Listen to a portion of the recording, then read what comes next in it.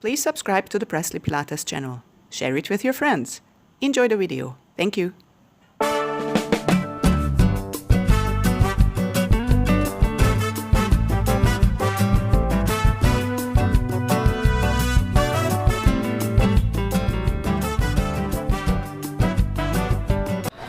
If you read the description of a yoga class or a Pilates class, they almost sound the same.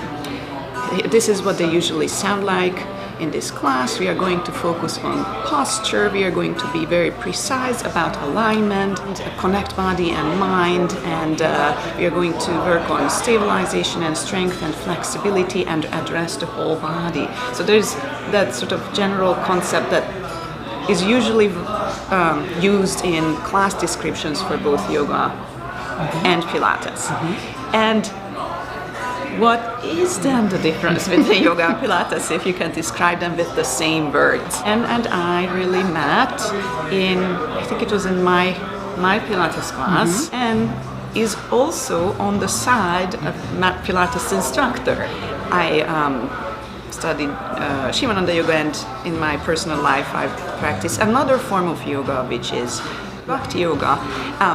So what's interesting is that we have both a little bit of experience with each other's field. Oftentimes when things come out and I will hear from my students, oh, I've tried this and that, and there's so many new things coming out all the time,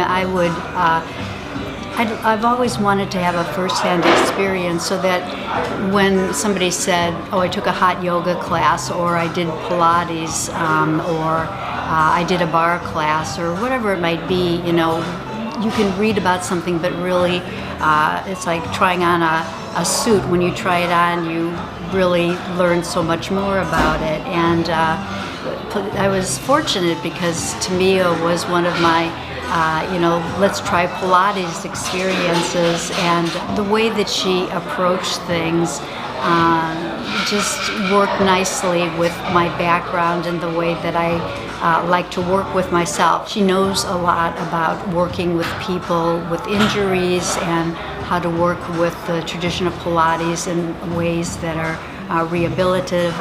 It was also good for me to get out of the box and look at things a little bit differently, for me to maybe translate in a way that could benefit others, let's put it that way, and in a tradition that I was more used to. So it was really because of her that I took that initial interest in Pilates. I found that there was a good degree of knowledge there, and it wasn't a fly-by-night sort of thing. And I also found that the things that she showed me actually worked in a way that was positive, where I could better support myself. So that was my Pilates experience, and it was sort of caused me to embrace it in a larger way. Yoga will always be my first love and my first language. I mean, that's just it. It's everything is yoga. Yet, having said that, I just found that this was a breath of fresh air in a different way. It allowed me to see things that I might not have otherwise saw.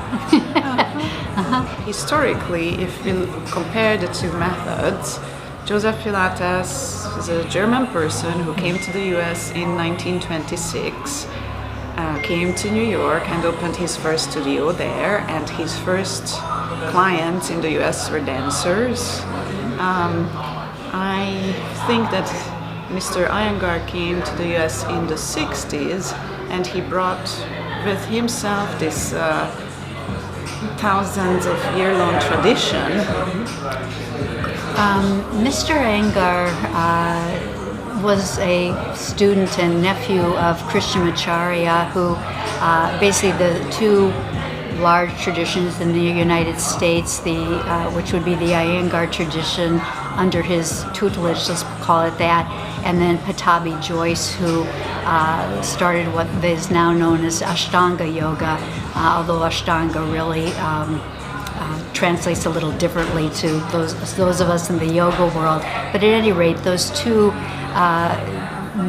those two people under the tutelage of Krishnamacharya really brought much of what we know yoga to be in the United States to the United States. And Mr. Iyengar wrote the book, which I'm sure, Tamir, you've heard of, Light on Yoga, which was popularized in the 60s and is still used extensively today. It's sort of like the Bible of yoga, if you will, in the sense of really. And yet I remember hearing stories of Mr. Iyengar opening the book and looking at himself as a much older man and saying the man in this book knew nothing. I mean, which shows basically how his practice just always evolved, and how he has encouraged us to do the same in our exploration and dedication to practice.